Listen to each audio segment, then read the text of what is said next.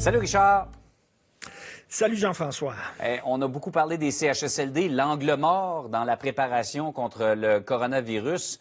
Le premier ministre l'a reconnu la semaine dernière. Lui, les gouvernements précédents ne sont pas assez bien préparés. Mais ce qu'on apprend ce matin, c'est qu'il y en a qui, ça remontait jusqu'à 5 ans la dernière inspection. Écoute, c'est incroyable, super reportage du bureau d'enquête, vraiment. Alors, la moitié des CHSLD, ça faisait 3 ans qu'ils n'étaient pas inspectés. Puis comme tu le dis, il y a des CHSLD qui n'ont pas été inspectés depuis 5 ans, alors qu'on savait qu'il y a des choses qui se passaient de pas correctes dans les CHSLD. On le savait, le manger mou, un bain par semaine, on en parlait régulièrement.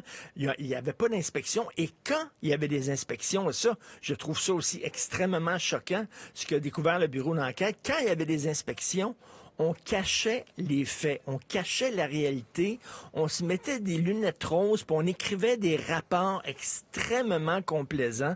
Et là, actuellement, on accuse la Chine d'avoir caché la vérité sur l'épidémie qui se passait dans leur pays. Ben, c'est ce qu'on faisait avec les CHSLD. Je m'excuse, mais on cachait la réalité en écrivant des rapports, parce que là, il y a des gens qui ont parlé sous le couvert de l'anonymat, en écrivant des rapports tout jolis, etc. Écoute, pendant ça, on se targue au Québec d'être solidaire. Regarde la façon dont on a traité les gens qui souffraient de maladies mentales, Jean-François. On les a sortis des institutions, on les a sortis des hôpitaux psychiatriques en disant « Faites-vous-en pas, on va vous aider ». On les a pas aidés. Ils sont en train de délirer tout seuls dans la rue, dans les centres commerciaux. On le sait depuis des années. La désinstitutionnalisation a été un échec. Et là, avec les CHSLD, on a sacré les vieux-là en disant « On va prendre soin de vous, on va prendre soin de vous ». On n'a pas pris soin. La seule grosse affaire qu'il y a eu, rappelle-toi, c'était Gaétan Barrette qui avait fait un gros show sur le nouveau manger mou. Oui. Excusez-moi, la nourriture texturée.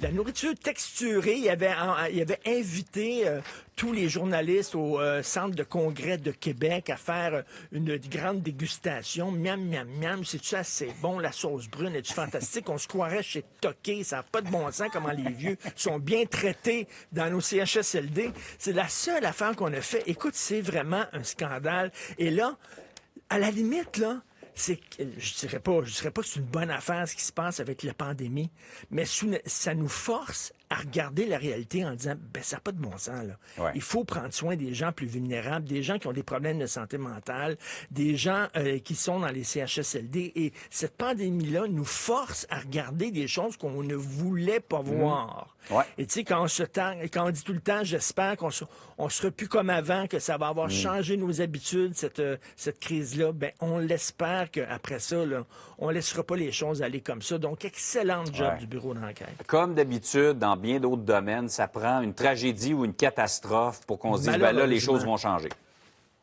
Tout à fait, malheureusement. Par ailleurs, on sait que c'est parti d'une bonne intention, la vidéo de M. Arruda, là, pour une bonne cause. Dans les circonstances, c'était peut-être un peu malhabile, cette vidéo où on le voit danser, là. Écoute, rappelle-moi, à moins que j'ai des problèmes de mémoire, mais tu te souviens pendant la crise du verglas, quand les gens perdaient leur nourriture dans leur congélateur, quand il y avait froid, ils ne savaient pas où dormir, tout ça. À ce que je sache, André Caillé et Steve Flanagan ne s'étaient pas filmés en train de jouer au Twister. Il me semble, là, je sais Si pas. mon là, souvenir est bon, non. Si mon souvenir est bon, écoute, vraiment, si les choses allaient bien, je comprends il faut décompresser, puis M. Arruda doit être une pression incroyable, puis il faut décompresser, puis je vais te dire, moi aussi, je danse chez moi, puis moi aussi, je chante à voix haute chez moi, mais je me filme pas. Et écoute, Non, on si veut les pas non choses... plus. Si les choses à Montréal allaient bien, je te jure, j'irais danser à côté de M. Arruda, puis je le ferais en chest, OK? Mais les choses ne vont pas très bien. On est la 5e pire ville au monde, et je trouve qu'au-delà, je veux pas attaquer M. Arruda lui-même, mais au-delà de ça, ça montre, on dirait que notre gouvernement ne mesure pas l'ampleur de la crise à Montréal. Ce qui se passe, là, c'est vraiment extrêmement inquiétant ce qui se passe à Montréal. Qu'est-ce que ça va prendre pour qu'on rende le port du masque obligatoire? On dirait, je sais pas, on pousse... Écoute, je reviens sur ce qu'on disait hier, Jean-François. On n'a pas testé une infirmière qui travaillait à pire place au Québec, le CHSLD Erin, elle s'en allait travailler dans un autre CHSLD, on l'a pas testé. On dirait que pendant que ça va mal, on danse, on shake le booty. C'est comme, On danse comme ça. Il va falloir, à un moment donné, c'est correct qu'il ne faut pas inquiéter les gens, là, mais à un moment donné, là, il va falloir, là, c'est bien beau, M. Arruda veut décompresser, mais c'est mal vu par une certaine partie de la population. Et je le dis, là, la journée où ça va être terminé, puis qu'on va avoir pris le contrôle à Montréal, je te le dis, je vais aller danser avec M. Arruda. Écoute, on va garder l'enregistrement, Richard. Là. Tu as dit, je vais aller danser avec M. Arruda en chest. C'est sûr. En chest, quand ça va aller bien, puis il faut mettre ça dans les heures de grande écoute. Ça va être tout un spectacle. J'ai déjà l'image.